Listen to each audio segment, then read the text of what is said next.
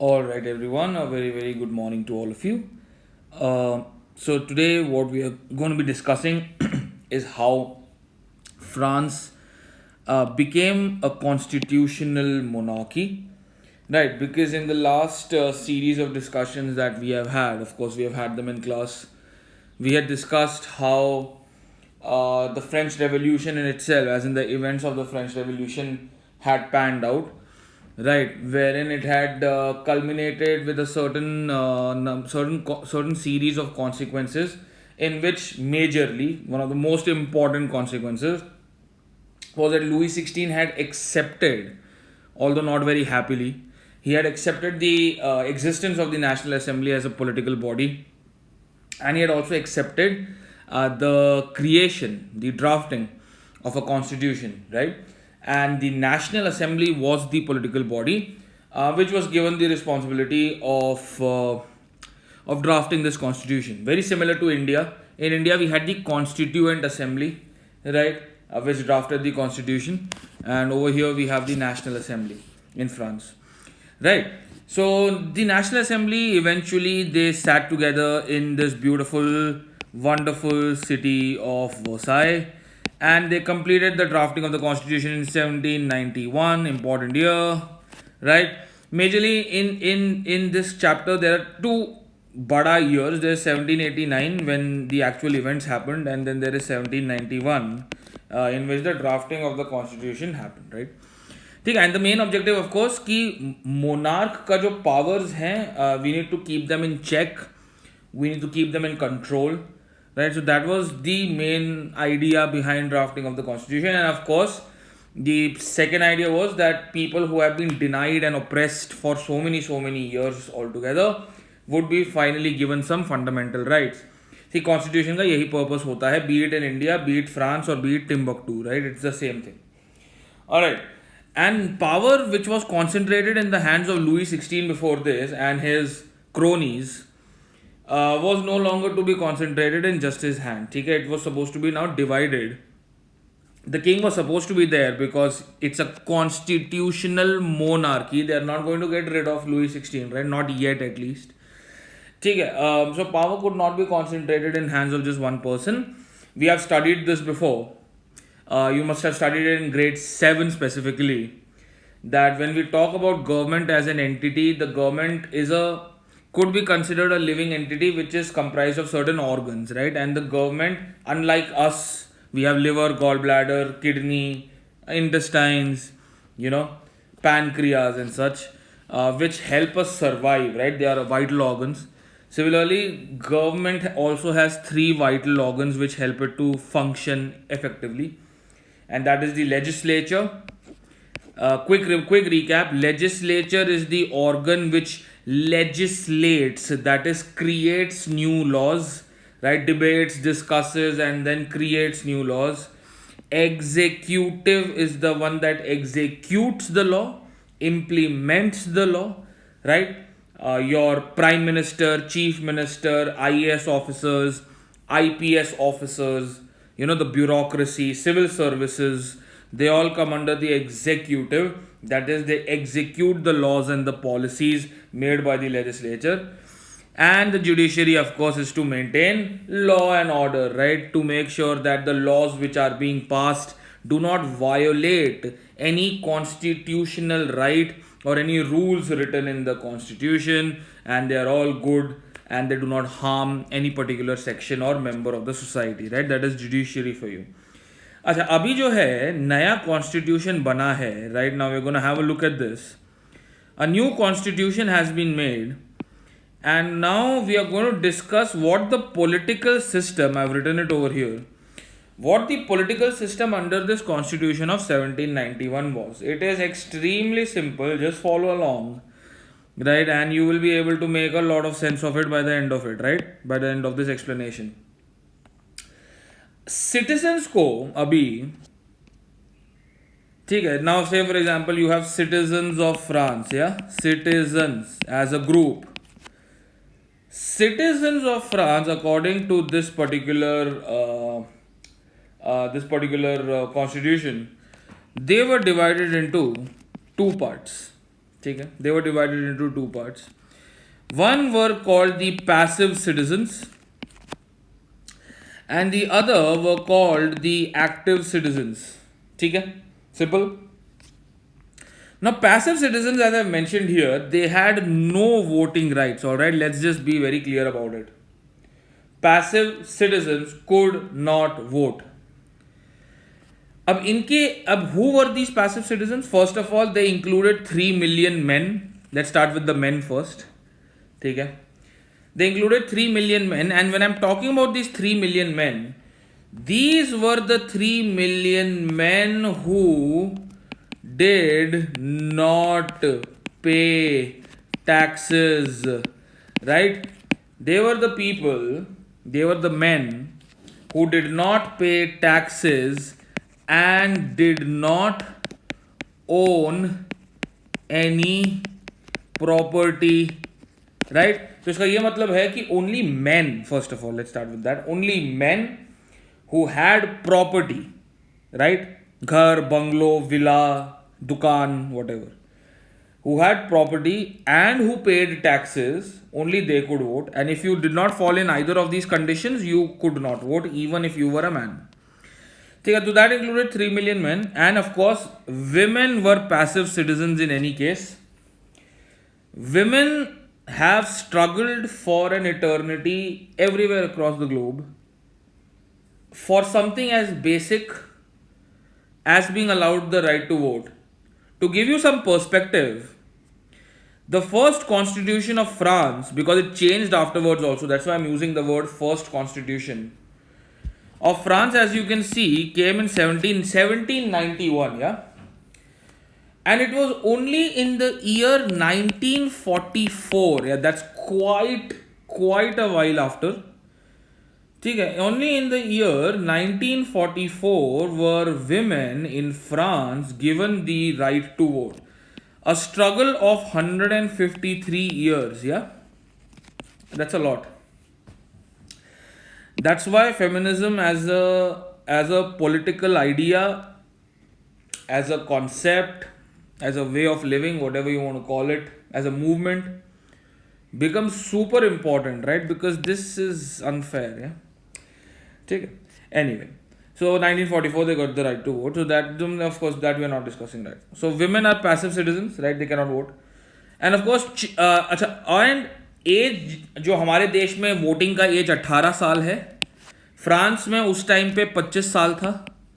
तो अगर आप एनीवे 25 साल से कम हो, if you are lesser than 25 years of age, you cannot vote. Yeah, so children and other men below the age of 25, right? So if it is asked who were the passive citizens, you can actually answer, right? And then of course you had active citizens, being actively involved in the decision making process. They were entitled to vote, comprised of 4 million people out of the population of 28 million, still very less, but at least something. ठीक है, still very less, but at least something. And active citizens were the taxpayers.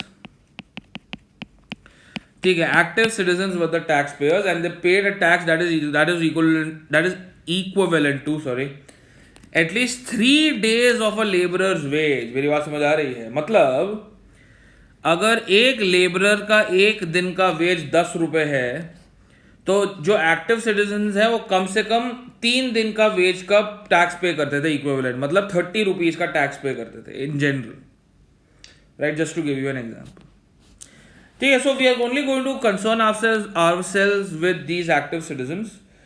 Now what these active citizens do is they vote, right? Because they are given the right to vote, but they vote for a group of electors. ठीक है, what do they vote for?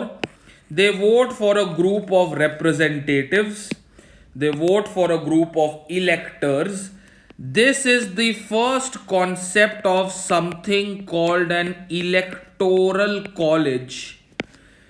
This system, if you're really interested and you're super hyper and super excited about analyzing political systems around the world, this electoral college का system exists even today in this not so wonderful country of pancake eaters called the United States of America. You can check it out.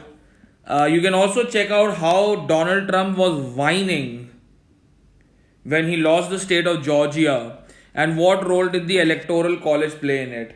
Super fun. You can always relate it to real life. That makes it even more exciting. It makes you intelligent as a person. Yeah. Anyway, so they voted for this group of people called the electors who were the highest bracket of taxpayers. मतलब हमारे देश में भी tax का ना slab होता है. मेरी बात समझ आ रही है? टैक्स पे करने का जो है इनकम के बेसिस पर, ठीक है, इनकम के बेसिस पर स्लैब होता है. तो स्पेसिफिक इनकम के लिए स्पेसिफिक जो है आपको परसेंटेज अपना देना पड़ता है. अभी से for example in India, okay, if your annual income is up to 2.5 lakhs you don't have to pay tax. ठीक है, अगर आपका 2.5 लाख से लेकर 5 lakhs तक है तो आपको 5% टैक्स पे करना होता है. अगर आपका 5 लाख से लेकर 7.5 lakhs तक है, ठीक है, तो आपको आई थिंक 10% पे करना होता है. ठीक है. And for example, if your annual income is above 15 lakhs per annum, then you have to pay 30% tax. ऐसा करके. तो मतलब electors जो थे in this situation, they belong to this particular category, highest bracket. Am I making absolute sense? It is ridiculously simple. ठीक है. They belong to this bracket. मेरी बात समझ आ रही है आपको? ठीक है. मेरी बात समझ आ रही है. तो they were electors. Then in turn what happened is the electors then voted for the parliament. Of course it was not called the parliament per se. तो 50,000 electors choose होते थे और उसके बाद they used to vote for the National Assembly which had 745 members. And the National Assembly used to make laws. Since National Assembly is now making laws, this forms a part of the legislature. I have divided it into 3. Right? Wonderful. Now national assembly का काम ये होता था, the national assemblies work used to be to control the decision making and implementation that was carried out by the king, basically to curtail his powers, right?